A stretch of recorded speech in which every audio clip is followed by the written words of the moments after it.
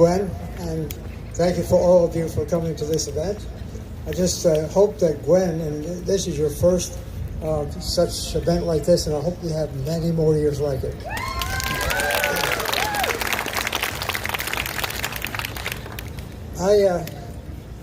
I speak a lot in different places around the world, and this little town here is kind of special in a sense. Let me put this on here for a second. So we turn on the...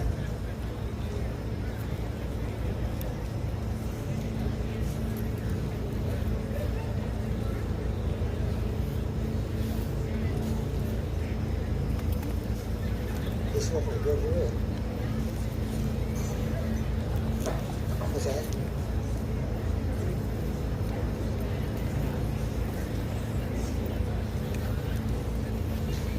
No, it's up at the top. No, oh, no.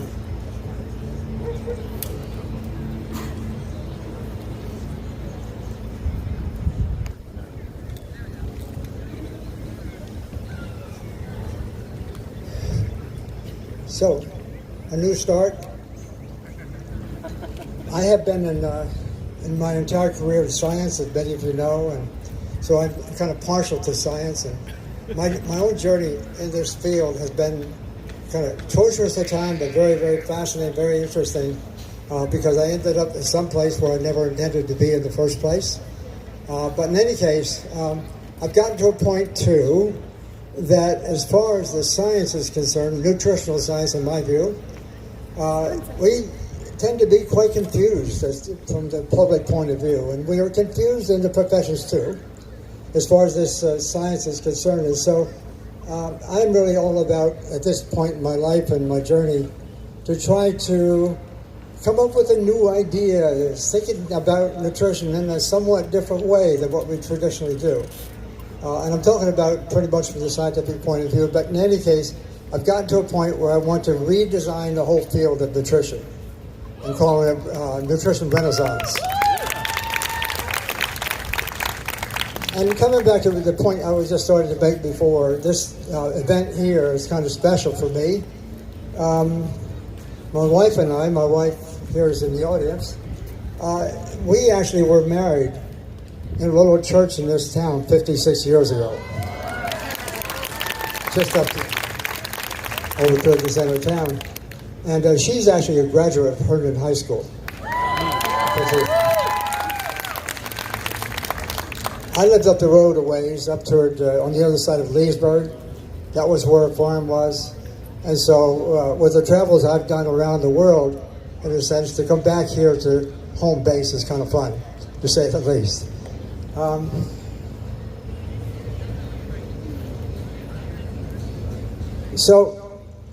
Okay, let's start there. That first picture on the left is where my background was. I was raised on a farm and up around Loudoun County. Actually, we went around the county actually cutting wheat in order for us to earn enough money for me to go to school.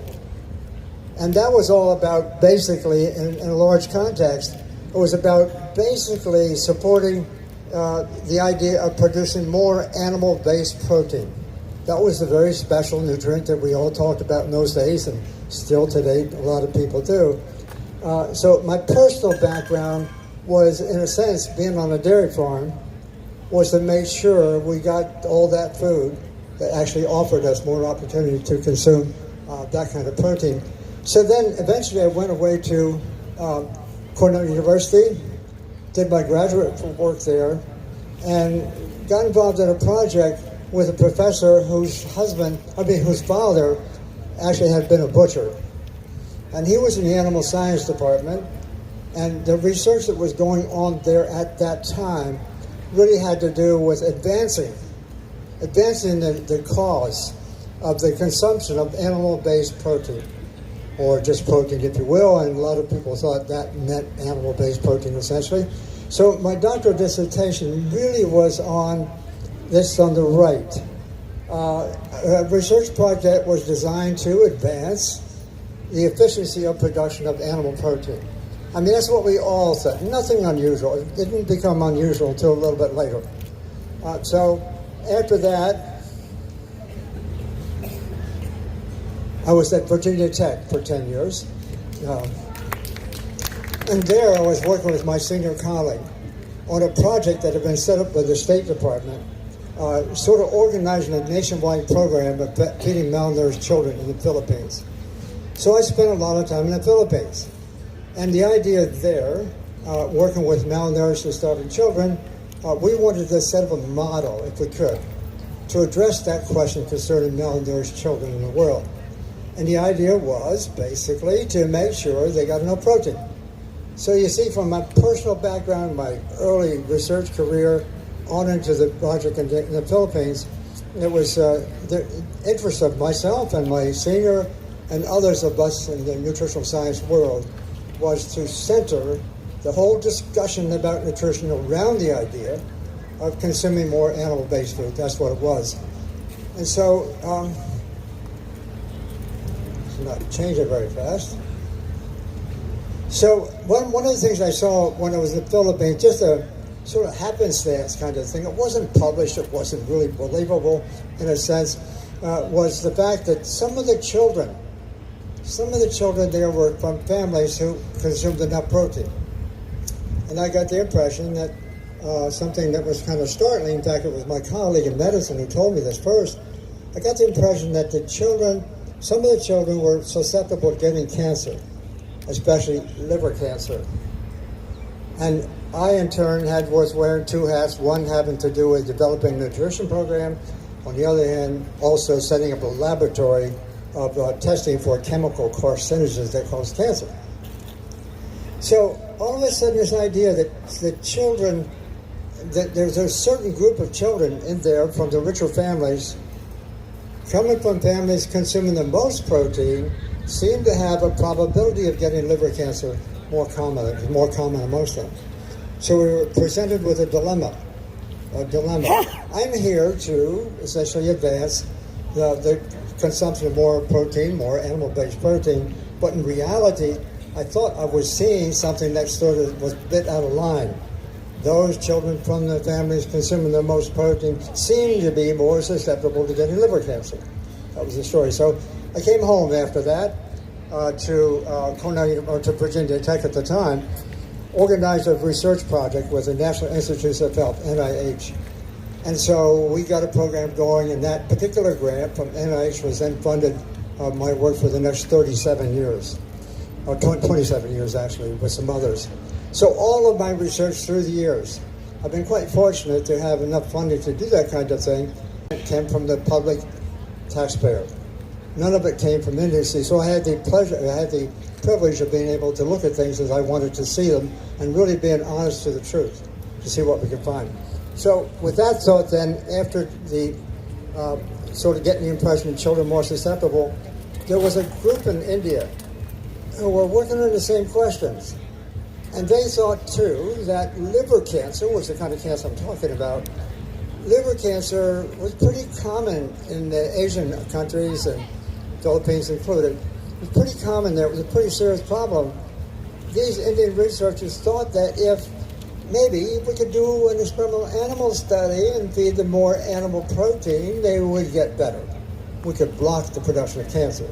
So they did this study here, and their hypothesis was give them more protein, less cancer. That was the narrative involving protein in those days. Protein did nothing wrong. Protein was the greatest thing going. And that meant protein from animal-based foods for the most part.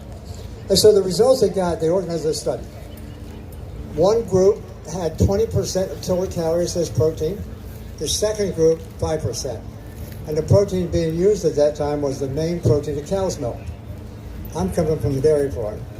I'm seeing this, not too exercised about it at that particular point in time, but they did this study, thought the animals getting the 20% protein, both groups, by the way, were exposed to a carcinogen, all targeted to get liver cancer. The ones getting the 20% protein thought to get less cancer. In reality, I'm going to have to stand over here because this is not. So in reality, the ones fed the most protein, 100% got the cancer. The ones fed the lowest, none did. That's pretty striking. That's not just a 10 or 15 or 20% difference. It's actually major. 100% is essentially nothing. So that observation there, together with my own impression of looking at the children, suggested that protein might not be what we thought it was, especially animal-based protein. So that's really what started. And I'm going to share with you just a couple of ideas that actually morphed into something that was really major in terms of what we think about human health. So it was a case where, I'm going rather slowly. So I'm just going to show you just a couple of things that now have turned into something, as I say, really quite major in terms of human health. Namely, we wanted to see how the protein worked, when, let's say, they're exposed to a carcinogen. So we gave 20% and 5% like the Indian workers did. Given 20%, these are both groups now are exposed to a carcinogen, a very potent carcinogen. The ones given 20% animal protein, if you will, those cancers are really growing. In contrast, the animals fed the lower level of protein, none did. So we were seeing the same thing with early cancers, what the Indian workers have done, and the same thing what I thought I was seeing with the children. I mean, again, that's a major, major effect.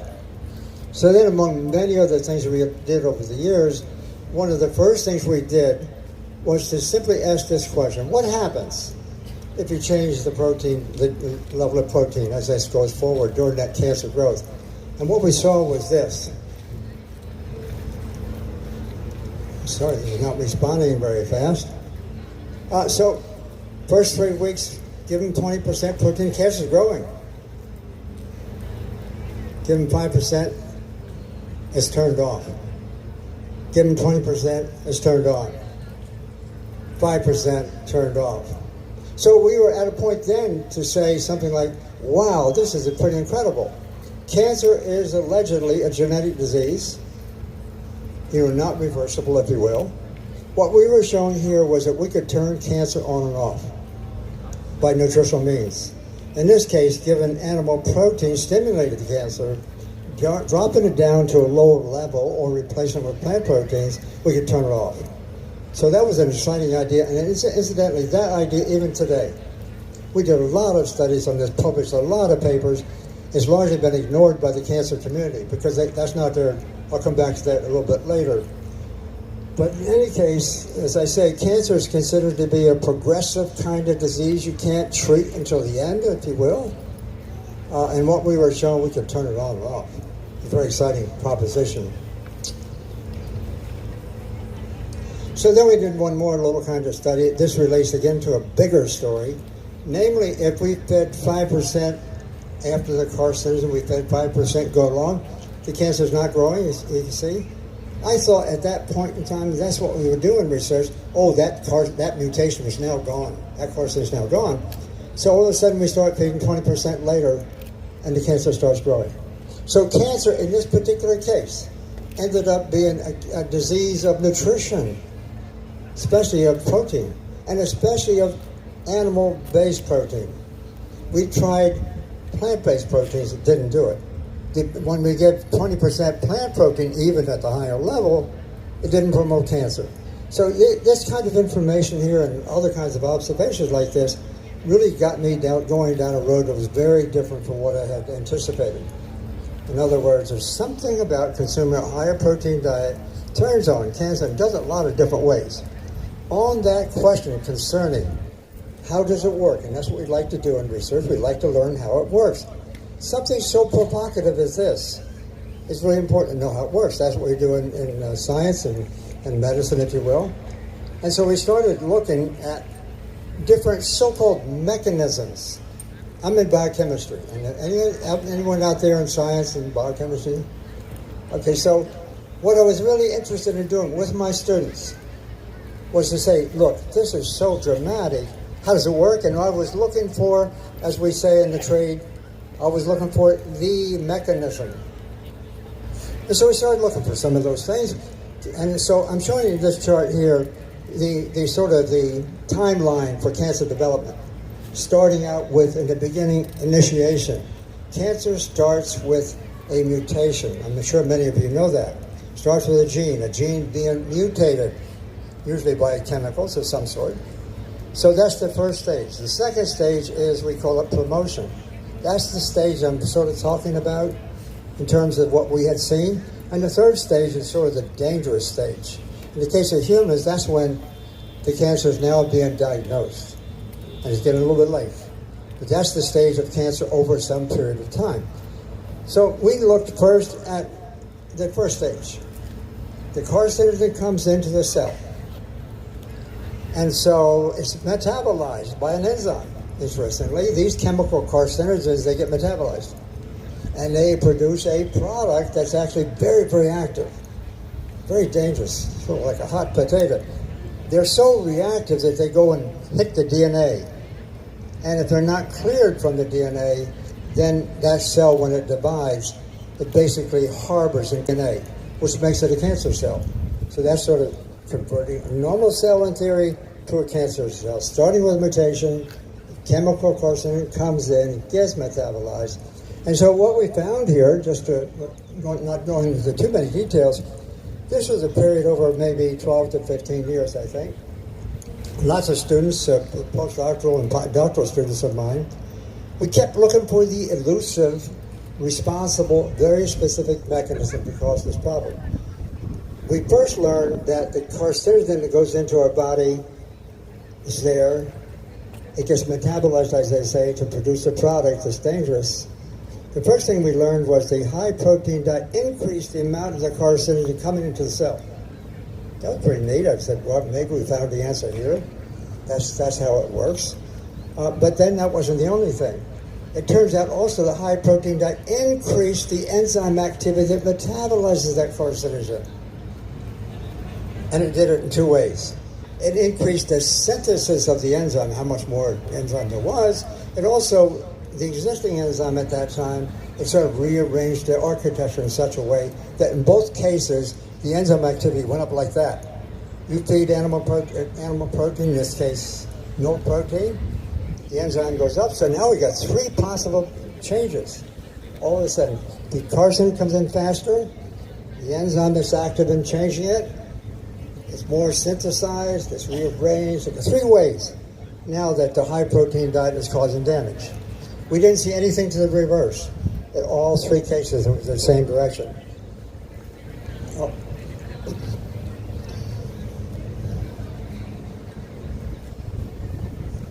Sorry about that.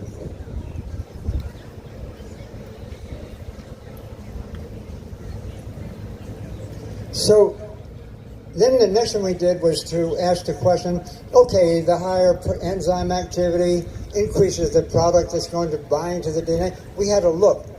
Does a high protein diet actually increase the amount that binds to the DNA, therefore in a position to cause mutations? Yes, it does. Major way. The higher protein diet really causes that chemical when it comes in to damage the gene, at least to bind to the DNA.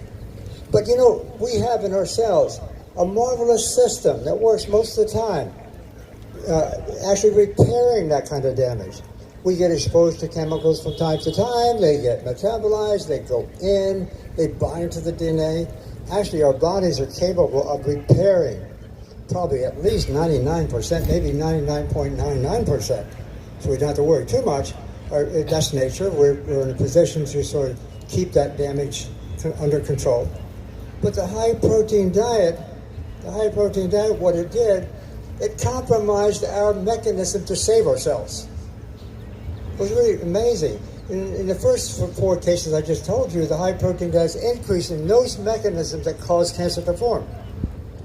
And the fifth case we tried the high protein diet actually damaged our protective mechanism, our default mechanism. So now we got five things. It's getting really interesting. I could not tell from those which one of those mechanisms is the key mechanism. We like to think about that in medicine because, incidentally, if we see something like this in medicine, and if we can find out exactly what the mechanism is, maybe we can make a drug. That's the way it works. So I couldn't tell which mechanism was responsible. So then we turned our attention to the second stage, so-called promotion. This is when what we get here is some cells, very tiny number, will escape. Now they're mutated. Now they're ready to cause cancer. Now they're up to some mischief. They start dividing, if you will, over time. That's the promotion idea. So I always started looking for what effect the high-protein diet had on that stage. Again, looking for the key mechanism. And the first thing is, after we form some early cancer cells, if you will, we got another mechanism in our immune system that sends out some cells, appropriately called natural killer cells from the immune system. It sends out some cells to kill the cancer cells that we might form. And so with the high-protein diet, that actually compromises that system too. The high-protein diet decreases our ability to take care of ourselves. So now we're up to 6 mechanisms. 4 of them are stimulating cancer production, and 2 are destroying a couple of systems we have to protect us from ourselves, if you will. Then we did some other things. I kept on looking for the so-called mechanism, if you will, which ones are responsible. And we learned, for example, that the high-protein diet increases. Mind you, I should say this was done 30 to 40 years ago, before any of these mechanisms were very well established. So it's kind of early in the game, making it much more difficult to sell the idea, I must tell you. But in any case, we also looked at to see what effect did this have to do with the cells dividing.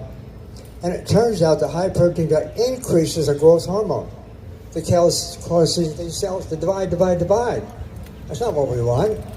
That stuff is good when we're young, we want to grow, but when that hormone gets out of balance, in a case like this, it is stimulating cancer cells to divide and grow.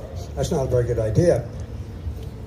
Yet another mechanism, the high-protein diet, and this is reserved for animal proteins and the way it's fed in food.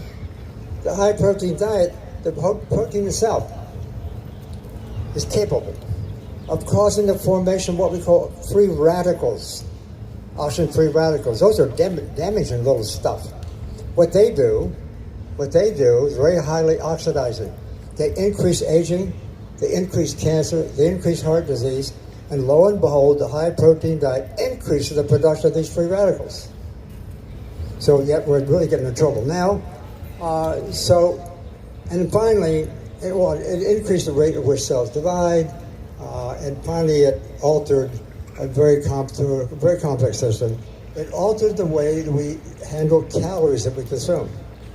So here, all of a sudden, we're in a position unable to find that elusive mechanism. When it finally occurred to me, maybe there is no such thing. When we consume a nutrient at inappropriate levels of intake, it's like a tsunami of reactions all happen at the same time. And what was remarkable about this from my point of view was that it was really challenging an idea that we have in science. That one nutrient comes in and does one thing, and it might cause some problem, one thing, let's say. In this case, it led to a whole different worldview. When a nutrient is consumed, it does a whole bunch of things. And if it's a bad nutrient, maybe a nutrient fed at the wrong level of intake, you got all this stuff working together. That was really striking. So it suggested that this kind of system would not be amenable to the development of drugs. And I'll build on that a little bit later. One of those things, by the way, that is actually changed when I say the high-protein diet decreased the natural killer cells, that has recently been discussed quite a bit in the last 2 years, 3 years. Now some other people are getting onto this, and they're trying to build and find drugs to actually increase natural killer cell activities. Lo and behold, that kind of activity is not a very good idea because it's done out of context. Who knows? That kind of activity can kill some cells that we'd rather not have killed. But I'll come back to that in a moment. So, just jumping years ahead, if you will, many experiments ahead. It turned out that what we were getting in these experiments was fundamental information on how nutrition affects cancer. Very different way. It was basically a diet comprised of animal protein, high animal protein. And it turned out that this same thing that I was just showing here operates in many other nutrients too. So the whole story is getting away from this, really specific idea, at least in my mind, sort of becoming more broad. As that unfolded over the years, and as I got together with my youngest son, who's a physician now, sort of carrying on some of this research at medical school, it turns out that I was aware of this to some extent. Mind you, this is now 2002 to 5 when we were writing our China study. I was sort of aware that, gosh, this is really major, and lots of other effects like that, really dramatic. I thought there might be something in the scientific literature. We knew this maybe from before. So we got in the literature looking around to see what happens, and it turned out in 2002 to 2005, when we were writing the China study, I did find other research that had been done in the past, not nearly as completely obvious as we did, but little bits and pieces, that when you add it up, it turns out that a diet low in animal protein, meaning basically high in plant foods, it turns out that mix, for a whole lot of different reasons I'll come back to, is such that all these diseases here, some of them are troublesome, difficult, cancer, heart disease, diabetes, I think you would agree, is a pretty serious problem. Some of them are more the nuisance kind. It turned out there's evidence in the literature for going back 30 to 40 years before where people found this kind of thing from time to time. And the public never got to know. And so the so-called diet high in animal protein, low in plant foods, I call it whole food, plant-based. Go back to that in a moment too. I call it that because that's really based entirely on the science. It turns out this diet across the board seems to, when people use it, they see benefits, and they see benefits very fast. How many of you have actually changed your diet over to the whole food plant-based diet and seen some benefits? Wow, no wonder you're here. So what we now see, this playing out, the result is absolutely dramatic. Let's move on here. So I got just a couple of highlighted sort of summary kind of comments to make about this. First off, the whole food plant-based diet, the effect is broad. Now that's really challenging. That's almost like revolutionary because we tend to think that diseases form or diseases are prevented or whatever. We tend to think that it's a very special case for each disease. I call that reductionism, right? What this was evidence for here was there's the same formula. You pick the kind of food you want to eat as long as it's plant-based. I'll come back to that. Then what happens is it seems to prevent, actually reverse in many cases, and actually can be used to treat these diseases across the board. So the effect is broad. It's very fast for those of you familiar with it, and I guess a lot of you are. When you change your diet, it can happen very quickly. And we see evidence within a week or so. Cholesterol starts to go down and this and that. If you have chronic pain, that can sort of change to some extent.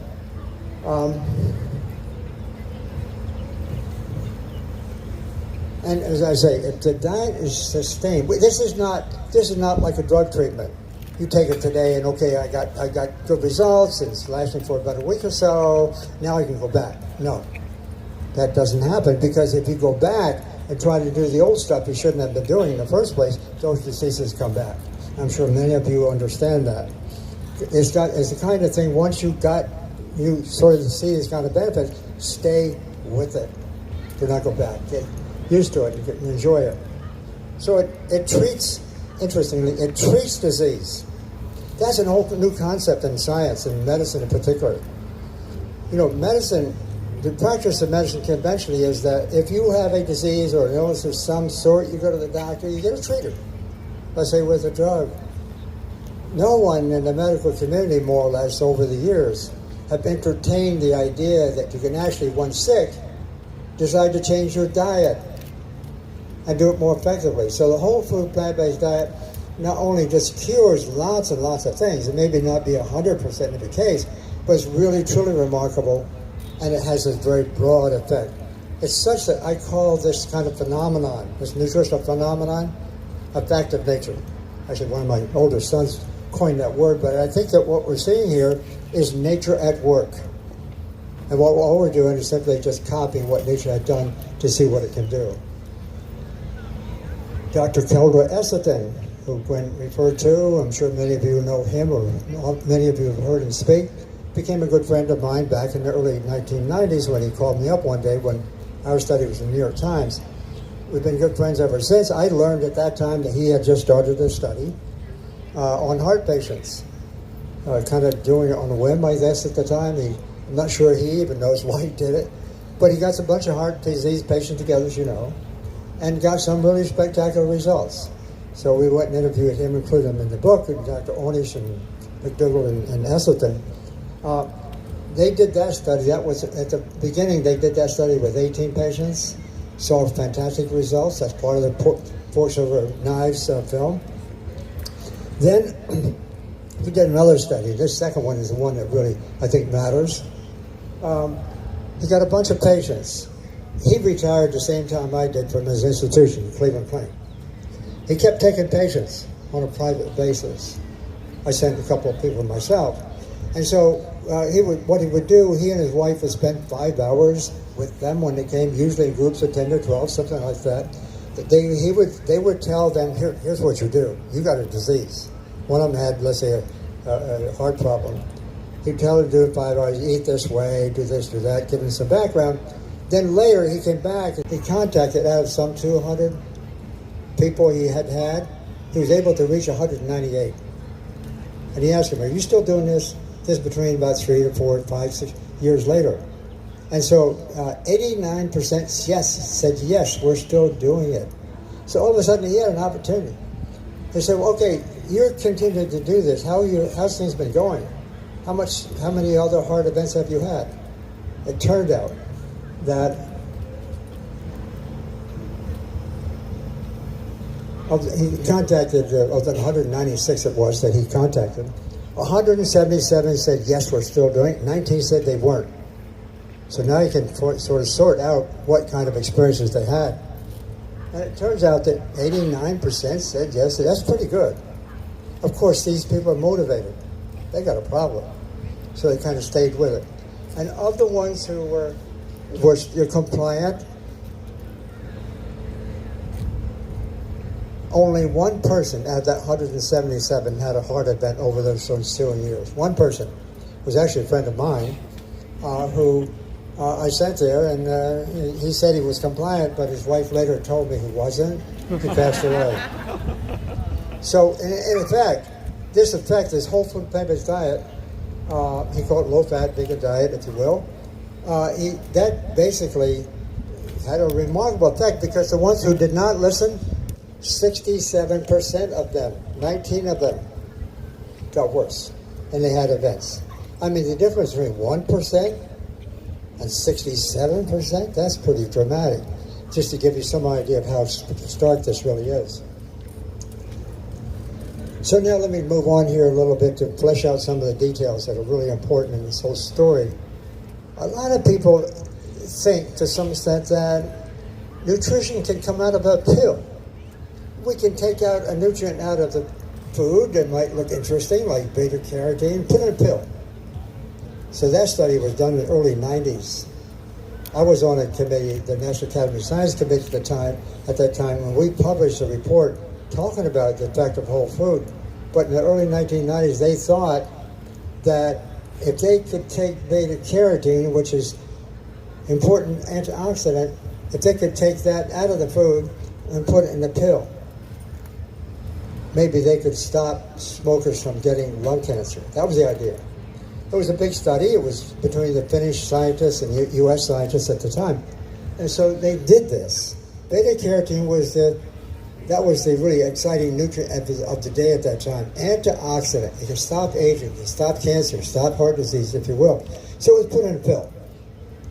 Some people got the pill, some people did not get the pill. So then they had to look to see what happens. It was supposed to go on, and these are all heavy smokers. destined with a very high risk of getting lung cancer. So some of them got the pill, some did not. And here's the results they got.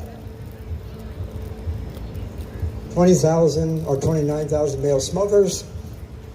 The study was going to last for 8 years, but they had to quit after 5 years because they were getting results that were troublesome.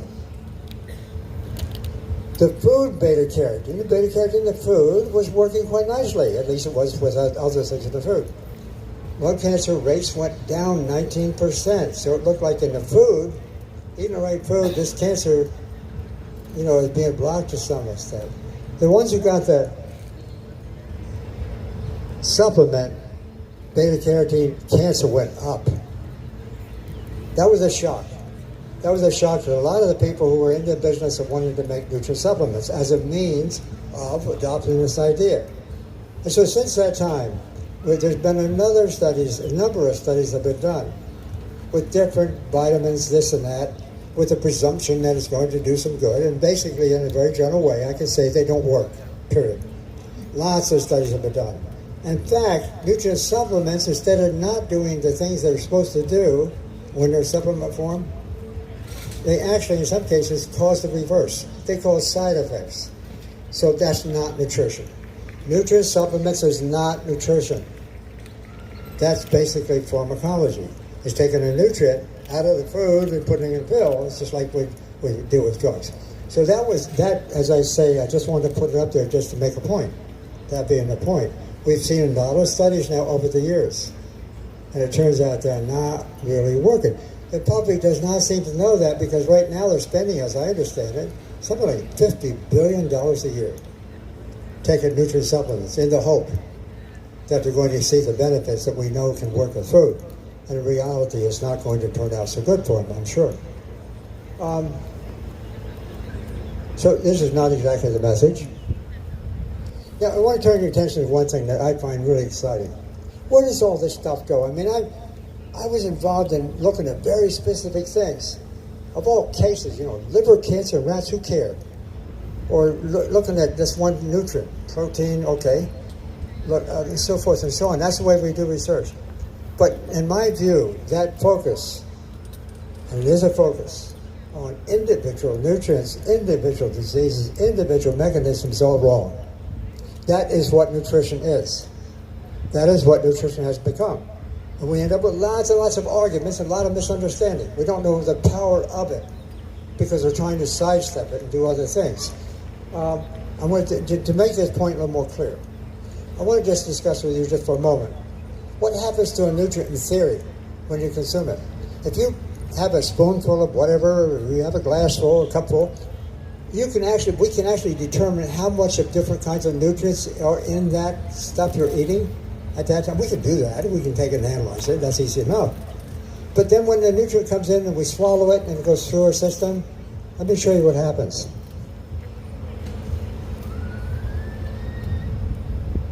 It's first digested.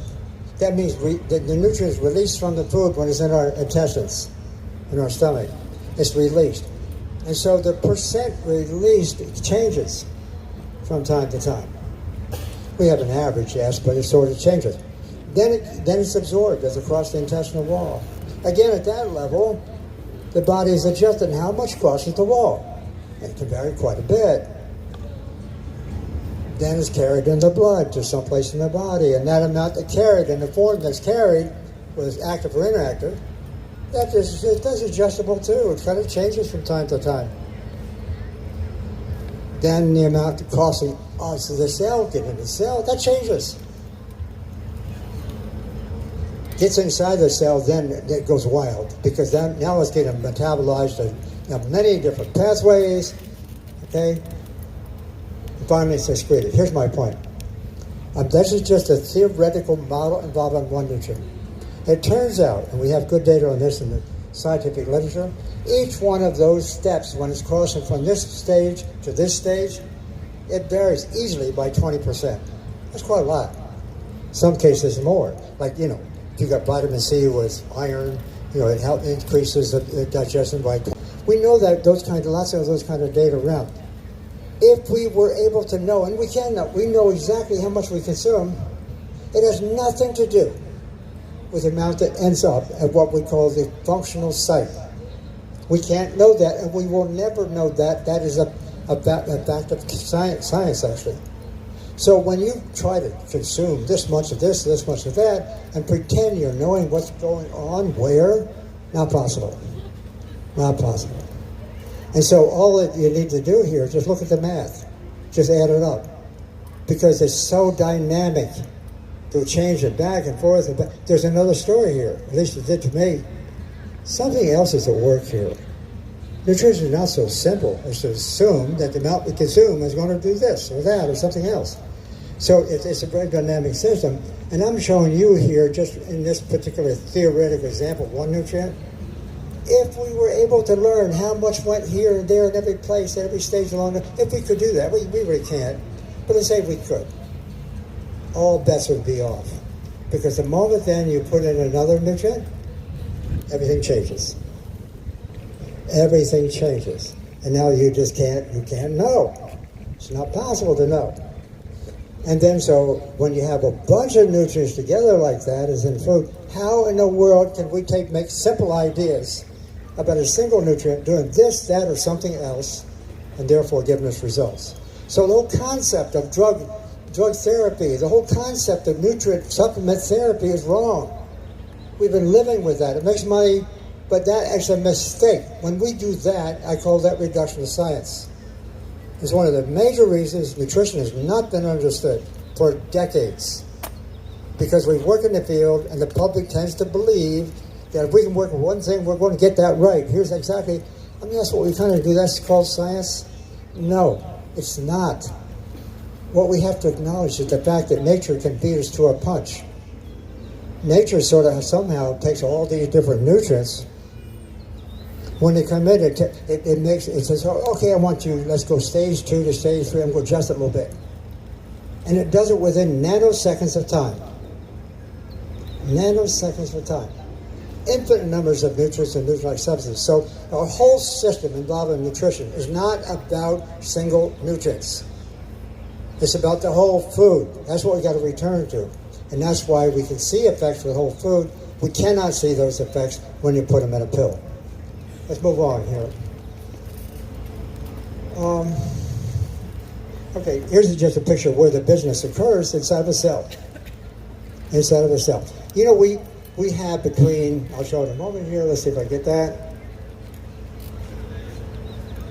We have somebody sit down and count those, I suppose, but I don't know. But we have between 10 and 100 trillion cells in our body. And I think everybody knows what a cell is, a basic unit of biology. We like to say in biology classes, it's a basic unit. Every cell is like a universe. It's as complex as that big universe out there. One cell, every one. You got a nucleus, you got a mitochondria, you got this, you got that, and you got all this stuff going on at the same time. So it's, again, one very dynamic system.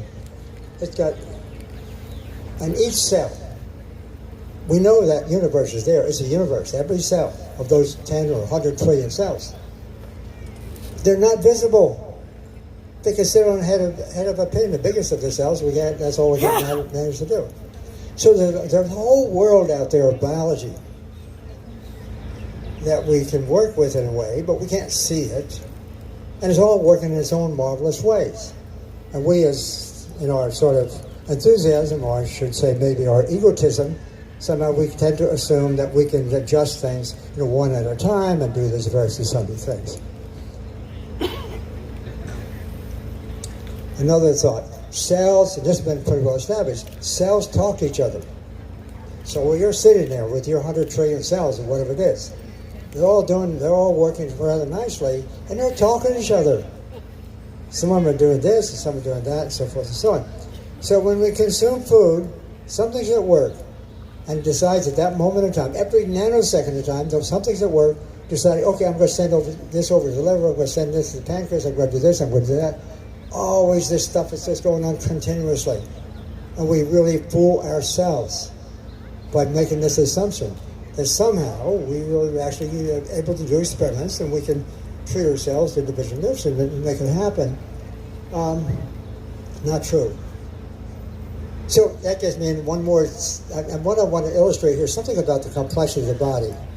This is something we've got to get in our heads, because we have spent so much time at talking about individual nutrients, the amount that we have to consume, the amounts that's on the label, and so forth and so on. It really doesn't make a lot of sense. Let me show you another facet of that. This, as you may know, is a piece of biochemistry. It includes glycolysis, it includes Krebs cycle. Everybody know what a Krebs cycle is? Some not know, maybe don't. Anyhow, this is fundamental to biology, to biochemistry. When I first was teaching biochemistry at Virginia Tech, this is all very exciting. You know, kind of learning about these different reactions, starting at the top, coming down, seeing all that, the one reaction leads to the next, and so forth and so on, learning about the enzymes and, keeping them all in order, and that sort of stuff. That's fairly simple stuff at the time, but very exciting.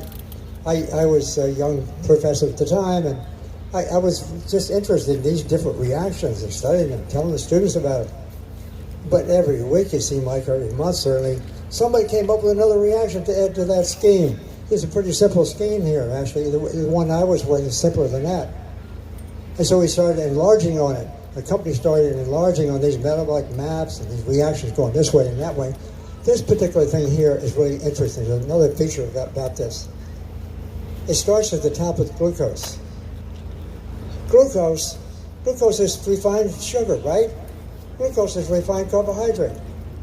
Glucose, when it's combined with fructose, is formed as sucrose. So it's a table sugar. This is starting out with glucose. Why is glucose there? Why does this whole thing, why does the whole system begin with glucose? Because the sun did it for us. The sun did it for us. Just simply our getting exposure to sun, or I should say in this case, plants getting exposure to the sun, make the carbohydrate, the sugar, for being one, and then that in turn starts out the process by which that sugar, that molecule, chemical bonds, has captured the energy of the sun, converted into chemical bonds. And then once that sugar then has all that energy captured in its molecule, it starts breaking down, goes through our system. And what the body is doing in all the different cells is taking off a little packet of energy as it goes forward, a little bit here, a little bit there. So it's a very complicated process. But anyhow, it's kind of neat if you're into this kind of business to see those reactions. We did it. I followed the development of this over the next 3 or 4 years, 5 years, whatever it was. Eventually, it got to that. So now, metabolism, all these reactions are beyond our comprehension. We've worked days and nights and years on individual set reactions, and now we have that. All sort of, this is what nature's doing, sorting it out, keeping it running like a well-oiled machine. These reactions, one working with another. And on that score, now I'm going to go to the fundamentals of the drug industry. Again, the drug industry tends to assume that somehow they're going to find one of those reactions in there that may be out of order, associated with some particular illness. So they want to make a drug, they're going to block that reaction. That's the entire drug industry. We now know that doesn't work very well. There are some cases, of course, in the short run, we kind of depend on that, but in reality, that is the drug system. Let's move on here just a second. I want to show you the consequence of that limited mindset. I'm showing you this reaction again. Let's say, for example, just to give you one example, let's say, you want to do something with one of those reactions. You got one of them down there started out with, you can't see it, so it's a CoA. That is a being forming a certain molecule we have problems with. So it turns out it's cholesterol. We know how cholesterol results. We know how that molecule forms in the body, starting with that simple acetyl CoA, if you will, goes through a series of reaction. Cholesterol's bad. Cholesterol's bad. We say that. We say it all the time. It's not quite right, but we say it. We limit how much we consume. We do this, we do that. So the idea was some years ago, in the 1980s, I think it was, the idea was, let's block the cholesterol because cholesterol is associated with heart disease. Let's figure out a way to block that with a drug. So they picked out the reaction, the key reaction in that sequence of we make our own cholesterol. They picked out a reaction. They said, let's get a chemical and use and block that formation of cholesterol in our bodies. Get the cholesterol down. solution to heart disease. That was the idea. So there it is, a block. It turns out the drug is called a statin. What is that, $100 billion industry? The whole idea was that if you could get a statin, get that cholesterol down, that's how you solve heart disease. Many of you, I don't think in this audience, but an awful lot of people take an awful lot of statins. Statins in order to get that cholesterol down. The effect of statins in reducing heart disease is minimal, hardly significant. A lot of people think it does nothing. We get a lot of side effects to go along with it. While we're doing that and spending more than $20,000 a year to try to take care of ourselves with statins, somebody pays the money. Usually you have to pay for some stents along the way. While we're taking statins and using stents to sort of block things, paying lots and lots and lots of money, the result we get is not very good. Think about that. This is a philosophy where we are going to go in and take one reaction and we're going to treat it very specifically and get the results that we think we're going to get. It's foolishness, but all of a sudden for me, this is, again, and not one more way, contrasting the drug model for treating illness and keeping us healthy versus the nutrition model. So,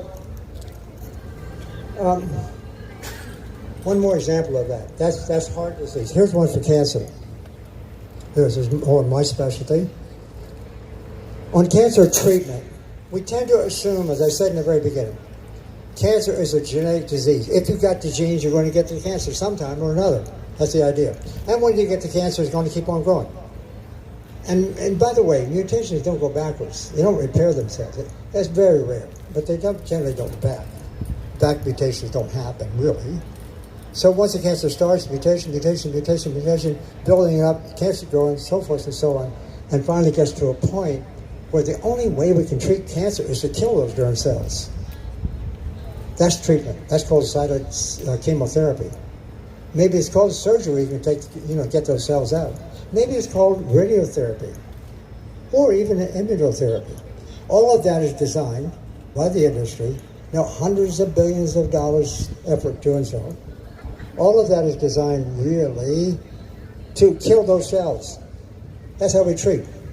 When we do that, when we take cytotoxic chemotherapy, it causes lots of side effects. I think many of you know that. But that's the fundamentals of the entire industry. Okay? The cost. I did some numbers on this a couple years ago. 2014 figures. The average cost of making a new chemotherapy agent is $2.5 billion. So you say, that's a lot of money. That's a huge amount of money. How well are we doing? Well, there was an opportunity, was available to some Australian and American scientists to go back and get a bunch of data on a lot of cancer patients and just simply asking, how is that working? How many of these drugs are really reversing cancer and reducing cancer? And the way they analyzed that question was to look at 5-year survival rates. It turns out, for 22 different cancers, each having their own sort of recipe for chemotherapy, if you will, it turns out that 5-year survival rates were increased with the use of drugs only 2.1%. That's nothing. It's obviously nothing. In fact, there's some supposition by some, except for a couple of cancers, that if we had done a placebo, if you did nothing, we would be better off than not taking the drugs.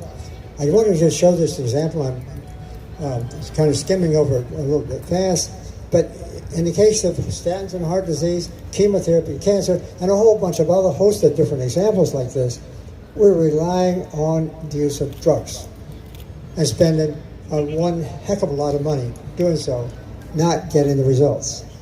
The results we often get with statins and others is side effects. So we live with side effects, hoping that we're going to get some benefit. I'm just about done here. So, in addition to that drug protocol, I say the nutrition protocol, I said 1,000 times better. Because the nutrition, if we're eating the right food, what happens in those circumstances, given all this complexity, nature knows how to use all those nutrients in those foods to send them here, there, or somewhere else, keeping us healthy. That's what it comes down to, the whole food plant-based diet. No other diet can do this. No other version of the diet can do this. So the whole food plant-based diet is really pretty impressive. And so we end up with a concept that I call holistic nutrition. We have been generally argued and debated all that sort of thing about nutrition over the years, on one nutrient basis. Instead, we should start acknowledging there's multiple nutrients, multiple mechanisms, multiple diseases, multiple. You know, it's very dynamic. This is the way nutrition works when you're eating food. And so I integrated holistic system minus the cult of animal protein. That's a big plus here. I would say the argument that I'm presenting here is easily the most effective explanation of why we should not eat animal protein. For me, this is really a big change from what I did in the beginning, as I say. But going through the science, going through it very methodically, and asking questions is all along the way. I had to change my mind, when we started getting the results. And now I know that this whole story is really about mainly two things. Eat whole foods. Find a way to eat whole foods. Yes, on occasion we can make a sort of a fraction here or there, supplement here and there, maybe get some benefits in the short run, maybe. But really, the big story is eat whole foods and find a way to mix and match and do it the way you want to do it. Maintain some ethnic distinctions, if you will, using flavors and so forth like that. So it's all about a whole food as number one. And then number two, most people could solve this problem if they just remember those two things. They don't have to care about what I'm talking about here. Just do two things. Eat the whole foods, mix and match, learn how to cook them, how to enjoy it, let your body change, respond to it. Many of you know that game. That's one thing. And the second thing, don't use animal food, period. And I would say that this kind of argument, based on science, is going to be the future. It is the way to think about this whole idea. And that brings me to another point. And by the way, nutrition is a holistic science. Medicine is a reductionist science, so the system we have, relying on individual things, drugs and individual diseases and so forth. And one disease, one cause, one mechanism, one drug treatment, side effects. That's the game we're in now, most of us. This is why holistic nutrition is not taught in reductionist medical schools. There's not a medical specialty, there's no dedicated institute. Let me elaborate on that, that's just a point. There's not a single medical school in the United States and Europe, to my knowledge, that teaches the science of nutrition. Can you believe that? Not one. Some of them have a few lectures, maybe. I know one school has up to, I think, 15 or 20 lectures. They call it nutrition. I don't really call it nutrition.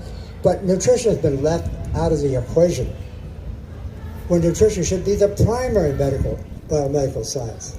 That's not that. So doctors are not trained. Number two, we have about 130 medical specialists the last time I heard, something like that. This is when the doctor has a patient, they mark down some numbers, that's how they get reimbursed, that's the way it works. There's about 134 medical specialties, one on cancer, different kinds of cancer, heart disease, and so forth. There's not one medical specialty that's called nutrition. So this is our current system. We're not teaching people who want to know, need to know, or we're not providing a mechanism for them to get reimbursed for teaching something like this. So nutrition as a science ends up being terribly confusing with people, and it's the reason that this idea, call it what you want, is so difficult to sort of get in the mindset. And so we got to change that process. Now, when I got involved in this, I wasn't about being a vegetarian, to be honest about it. In fact, I thought it was kind of strange when I was first doing my research. And so it turns out, and I didn't go down that road because Maybe that's, of course, it was started for good and sufficient reason for a lot of people, ethical, animal rights reasons, and so forth. So that's fine. That's once doing that, then you stay with it. I'm sure many of you know it's a good reason. But in terms of science, it didn't wash. It has never really washed, because 90% of vegetarians are still using dairy, some eggs, some fish. So I don't particularly care for the word vegetarian. I acknowledge it. I know it's sort of related, but it's not going to cut the mustard, just using that word alone. It's got to be more than that. And then we come to the word vegan. I don't also much like the word vegan. I learned that later in my career. Because vegans, yes, one thing they do, many of you are vegans, I'm sure, you're proud of it, that's fine. I am too in your definition. But basically, vegans are dropping animal protein, that's good. But what they tend out doing, they substitute it with fat and sugar to keep their dishes flowing. And so here's what we get. This is the biggest survey of vegetarians and vegans and carnivores that I know of. They've done it in Europe. Here's the results they got. It turns out that if you look across the chart there, the fat content of meat, vegetarian, vegan people, the fat content is exactly the same. I mean, think about that. So, you cut your animal, you quit eating animal food, that's a good thing. But then they end up substituting that with too much oil, too much fat, this and that. It's hard to get away from it. And the second thing is, same with sugar, identical. So vegans and vegetarians and meat eaters are eating the same amount of sugar and the same amount of fat. Now, vegans still have advantages. Vegetarians still have advantages health-wise, thank goodness, because they're not eating the animal protein. But they're not able to get the real effect. We can take now, and Esselstyn showed this himself, we can take people with serious illness. If you put them on a typical vegan diet, no, it's not going to work a good part of the time. It does in some cases. But if you put them on the whole thing, doing it right, whole food, no animal protein, don't add back a lot of salt and sugar and fat, that's the formula. Really quite simple. And we don't need to know all those details that we've been focused on for so long that sort of serve the purpose of making drugs. So I'm really enthusiastic about this for the future. Because I think this scientific base, this way of talking about it this way, I think it will last forever. There's no alternative. And I wish I had the time to share with you some of the reasons I say that. It works early on, it works fast, it's broad, and it's good for a lifetime. It's that simple. There's no other way around it. That was told in the China study. When I wrote the China study with my son, who's a physician, now sort of carrying on some of this research at the University of Rochester Medical Center. When I wrote that book, I wasn't sure. I said something to some publishers at the time. I said it to the writer, and go back and look at that book. You don't need to believe all this science stuff I'm talking about. It's kind of fun, but you don't need all this stuff to make a decision. What we said in there, and I wasn't really sure. I was pretty confident we're going to see some things here. That came out, 14, 15 years ago, so people just tried it. It's blown the socks off of me. I mean, it's gone across the world. So many people that just do it this way, see so many results. A lot of you out there just have done exactly that, because it's really based on, I would argue, that looking at the scientific base to see what goes. The book now has been translated into 47 different languages. I'm told that for a health book, the record that was Dr. Spock some years ago, on the baby doctor, he had 42 translations. We beat Dr. Spock, so this is the most translated health book in the world.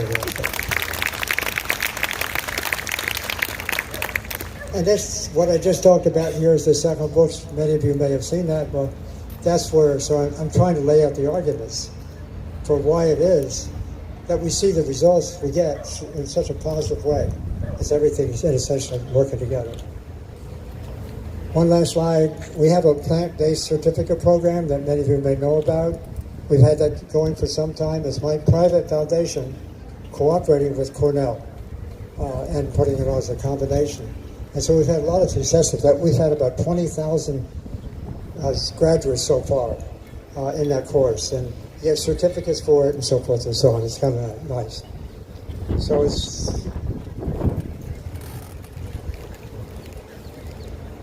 there you have it. I wish I could talk all day long, but there it is. Thank you.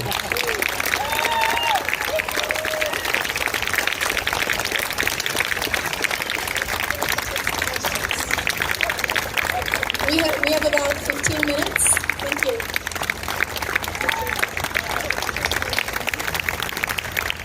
We have a few minutes to take questions if you're willing to do that. So I'd like to ask the first question, and that is, would you share a little bit about your book, your next book that's coming out? Yeah. So,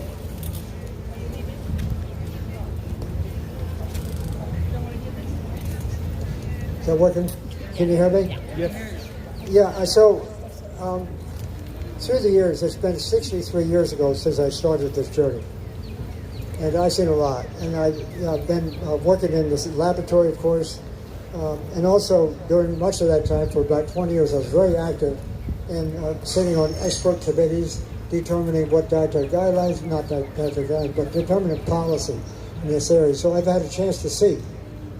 I've had a chance to see how science gets translated into public information, and it's very disturbing.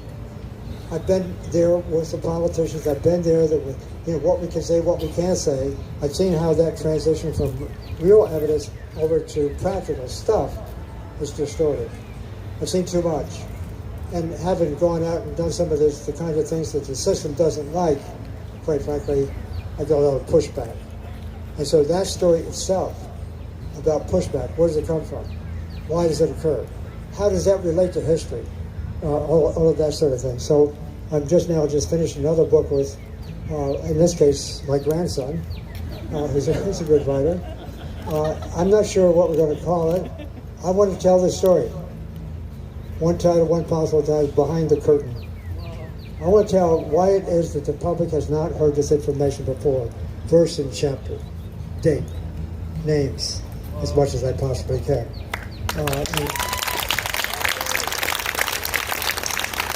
The history is fascinating. I say it goes back to the late 1700s, early 1800s. And so the whole story about the effect of history in this field of medicine, in the field of nutrition, it is so fascinating. Because there, I think, I can find out, I think there is the explanation for why, number one, nutrition is not a medical science. Number two, why it therefore has been so confusing for so many people. This idea here, call it vegan, vegetarian, however you want to do it, but this idea of eating just only plants is going to be the future. It has to be the future. It has to be the future because now we have evidence for the environment. We have evidence for cost of health care. We have all kinds of evidence that basically says if we're going to survive going into the future, it has to be this going forward.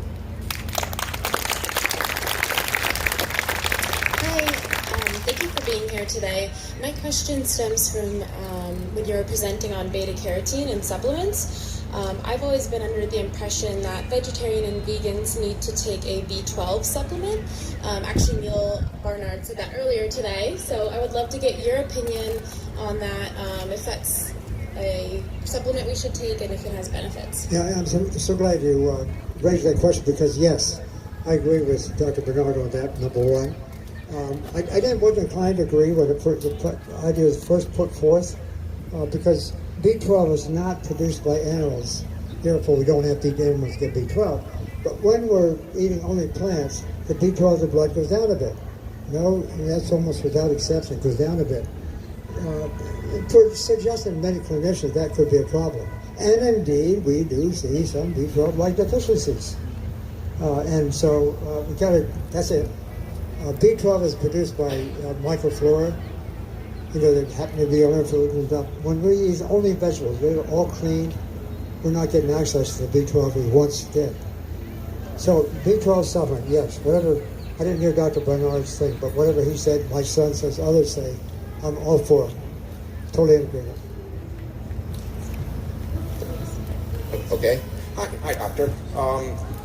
how is it that you Oh, yeah, okay. you see you grew up in a dairy farm? You got it. I've heard you speak before that you got into that milk was nature's perfect food, and now you see dairy is worse than meat or whatever. Is that? Could you give us that story a bit more? This is going to be part of my book. Yeah, I've read.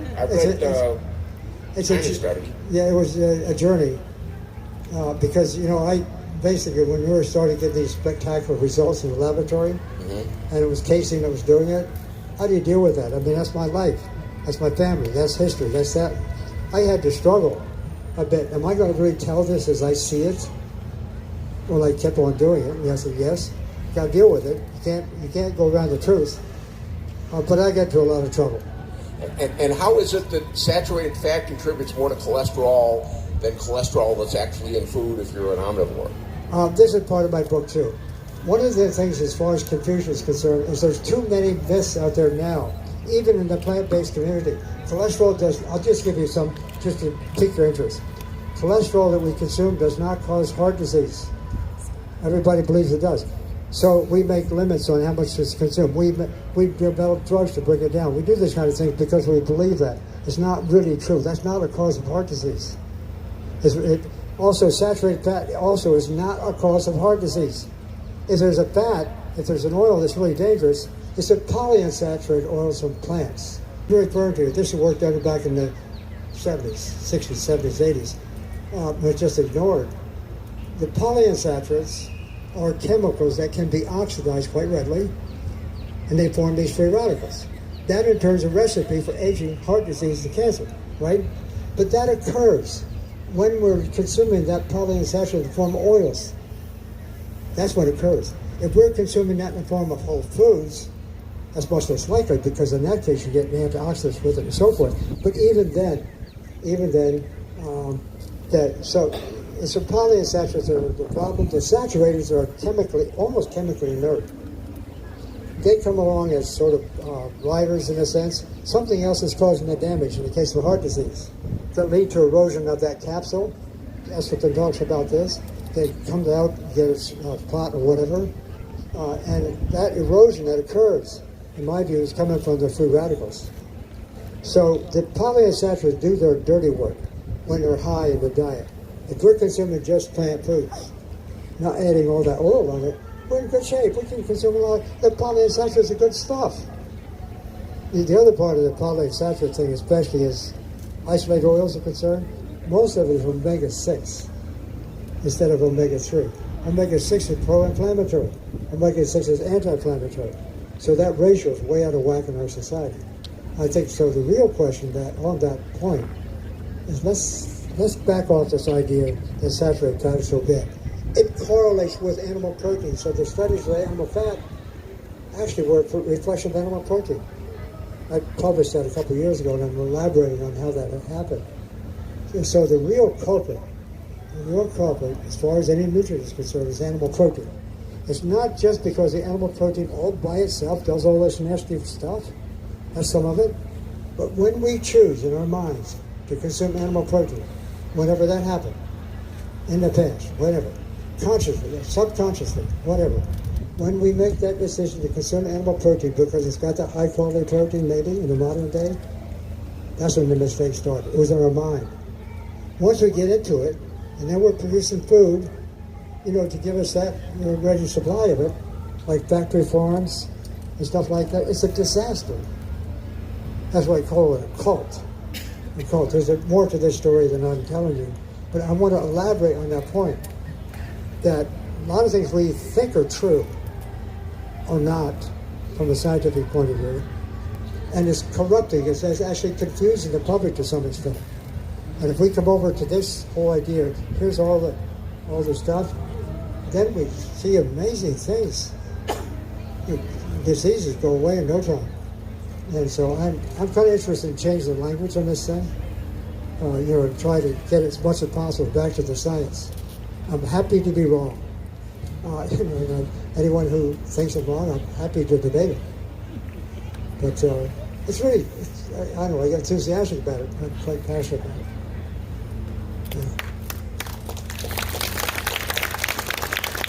Hi, Dr. Campbell. Quick question for you about the readily available produce you can get from a grocery store. Do you see merit in opting for organic or locally grown produce? Right. That's a good option, by the way. Organic food, as you know, is kind of free of foreign chemicals as much as possible. It's not GMO, the usual taglines. So I think it makes common sense that organic food is better. And we get it when we can. It tastes better for one thing. Also, we know that. But looking at the science, in terms of the relationship with organic food with disease outcome, boy, it's very thin. It's really thin. So we can't make an argument for organic food from the strict scientific point of view. It's kind of weak. But I still believe it's problematic. And we're only seeing some of the kind of problems that occur as a result of using non-organic food. Cancer is probably not one, by the way. But there's other issues that come up, allergies, a whole host of things. And so the modern agriculture, the way we produce these foods now, with all that fertilizer, pesticides and herbicides, hormones and animals and so forth, I mean, look, that's just common sense to start with. But the real problem, I think, with the current way we do things, the real problem is what we're doing to all the other fellow creatures on the earth. All the insects, all the worms, butterflies, grasshoppers, you name it. I remember being in the wheat fields and stuff like that, walking down the dirt road, grasshoppers flying all around me. I don't see them now, hardly at all. Butterflies are sort of gone. That is a huge cost. That's going to cause us a lot of problems. So for that reason, those reasons, I should say, I'm all for organic food. There's no mistake about it. But it's not just because we have evidence that it's that superior in health. Because people think if they just do that, they're going to be healthy. No, that's not going to happen. What they need to do is change the whole diet over to plant-based foods. We're going to take 2 more questions, if that's okay. Hi, Yes. Dr. Campbell. Thank you so much for your talk. It's very inspiring to hear from you. My main question is about milk. I usually go and buy flax milk and almond milk, and sometimes I pay a lot of attention on protein. So the flax milk that I usually have has 8 grams of protein, and they mix some kind of pea protein and things like that. And I would like your feedback on terms of what kind of milk you suggest us Sure. to have. A little bit of history here. The word milk was pretty much reserved for cow's milk through the decades. And so when soy came along first, and later oat and almond and some others, there ended up being a bit of a fight whether they could use the word milk. And you know that story, I think, and so that's been back and forth. And I would hope that political debate shouldn't be part of our conversation, because the plant milks, if we can call them milk, and we can, that's a different category of foods. And if you want to drink something white, it's liquid, and you want to call it milk, okay, go call it milk. But definitely those plant milks are better. Some of them have a little more sugar than others, some of them have a little more fat, whatever. So you can kind of distinguish, but I don't think that's a big deal. And unless you can find some allergy or something associated with one of the milks and not the other, some people may find that. But in any case, I think the main thing is don't use cow's milk. And that would be end of conversation. What's that? Oh, it's, yeah, I thought... Oh yes, definitely not milk. Right. Not cow cow's milk. milk. Yeah. No, definitely not. I was just, sometimes I have a very hard time choosing what kind of almond, or between almond or oats or flax liquids. Well, I don't cook, and I understand there are some distinctions on the basis of cooking. So if one works better than another, in that case, use it. But as far as the science is concerned, the health effects, the differences between the different kinds, if they are different, if that's truly established, and I don't know it has, use what you like. Just don't get caught up in looking at the numbers too much. Yeah. Dr. Campbell. So, being the last question, I have the pleasure and honor of saying, what a wonderful example of vital, healthy aging. Thank you.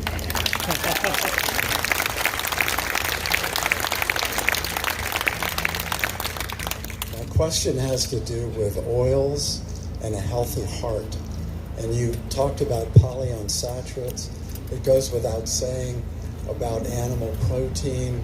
If you take that off the table, say you're a vegan or 90% vegan, and you want to avoid unhealthy oils, and you mentioned polyunsaturates, but I didn't follow that well. Okay. But what do you say to avoid in terms of oils? Well, I just say I happen to agree with my friend Dr. Esselton on that. He's quite assertive. No oils, he says. You've heard it before. He takes it a little step further than I would. He talks about, don't use nuts and seeds and so forth. Be careful about that. We've had a discussion, he and I have. I'm not too concerned about that. He's working with heart patients, though. He got his results with heart patients. I'm not going to challenge the results he got. So therefore, but what hasn't been done in his kind of study, or orange, is taking a diet, let's say, with some nuts in it, to see if they get the same result. I'm betting you will. So I'm not opposed to avocado, nuts, and things like that. Be modest and use them. We should do that. But the one part of the story that I really like, I fully support, when he says no oil, no oil. That oil, incidentally, is polyunsaturates. And it's mostly, there are two kinds of polyunsaturates, more or less. One is omega-6, and the other is omega-3. And most of the oils that are being used, corn oil, for example, is mostly omega-6. The ratio of omega-6 to omega-3 is pretty high.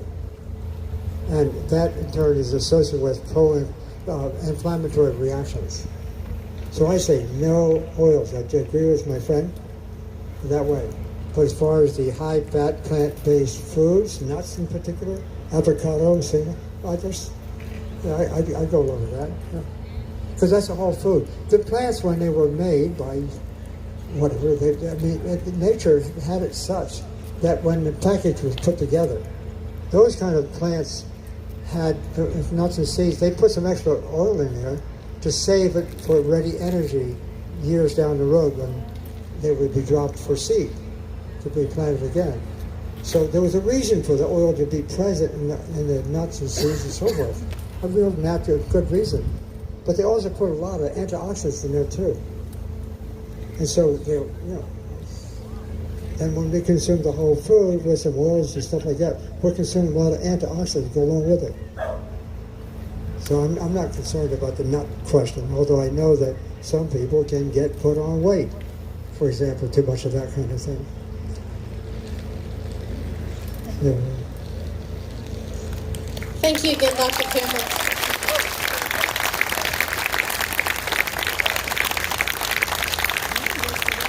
So we have some good news. We've restocked the toilet paper at the Porta-Johns. Plant power. And we have T-shirts for sale if you want to take home a memento of for $20 at the aPlantBasedDiet.org location. You're welcome to do that. And if you haven't had oil-free food before, come to greenfair.com. That's Green Fair. That's what we're all about there, and learn what good real food can taste like.